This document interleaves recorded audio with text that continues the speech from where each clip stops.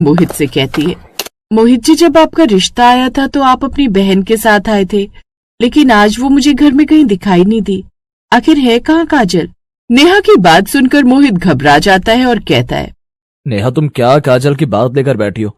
अरे अभी हमारी शादी हुई है, अपनी नई फैमिली को एंजॉय करो। और वैसे भी वो अपनी सहेली के घर गई है। मोहित जी, आखिर बात क्या है? काजल घर में है नहीं और आप हैं कि बस बात को घुमाए जा रहे हैं। जब रिश्ता लेकर आए थे तब तो वो साय की तरह साथ थी, अब गृह प्रवेश में ही गायब है। देख नेहा, तू अभी इस घर में नहीं आई है, अपनी हद में रहना सीख। काजल जहां भी है ठीक है, तू बस अपने काम से काम रख और सो जा। मोहित इतना बोलकर मुंह फेर कर सो जाता है। नेहा का दिल बैठने लगता है। उसे लगता है कि इस घर में कुछ तो बहुत बड़ा लोचा है, कुछ तो गड़बड़ है। मोहित जी की आंखों में वो प्यार नहीं बल्कि एक अजीब सा डर दिख रहा है। मुझे खुद ही पता लगाना होगा कि काजल कहाँ है। रात के करीब 1:30 बज रहे होते हैं। पूरा घर सन्नाटे में डूबा होता है।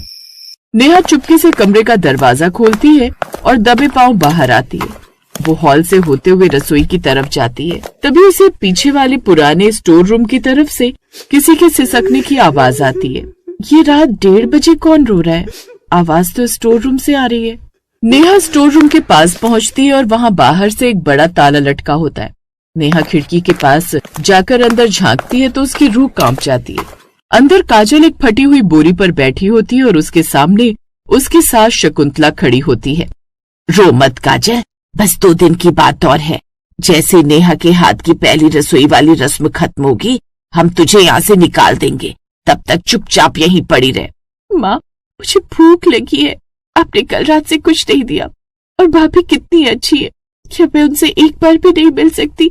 खबरदार, अगर तूने उसे अपनी शक्ल भी दिखाई तो। वो शहर की पढ़ी लिखी लड़की है। उसे पता चला कि तू मांगलिक है और तेरी वजह से उसके सुहाग को खतरा है, तो वो अभी घर छोड़कर भाग जाएगी। हमें ये शादी हर हाल में बचानी है। नेहा ये सब सुनकर सन्न रह जाती है। उसे यकीन नहीं होता कि अंधविश्वास के नाम पर एक माँ अपनी बेटी को जानवर की तरह कैद कर सकती है। नेहा वहां से भागकर अपने कमरे में आती है और सुबह का इंतजार करने लगती है। सुबह होती है और नेहा रसोई में जाती है जहां उसकी जेठानी पूनम चाय बना रही होती है।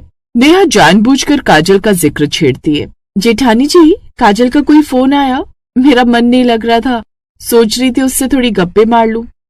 अब अरे वो उसका फोन तो नेटवर्क एरिया से बाहर बता रहा है। नेहा, वो पहाड़ों पर गई है ना अपनी सहेली के साथ, वहां सिग्नल नहीं आते। अच्छा, पहाड़ों पर गई है या अपनी सहेली के घर गई है या फिर पीछे वाले स्टोर रूम में कैद है? दीदी, बात क्या है, मुझे सच बताइए। मैं जानना चाहती हूँ कि आखिर सच है क्या। वो एकदम पीली पड़ जाती है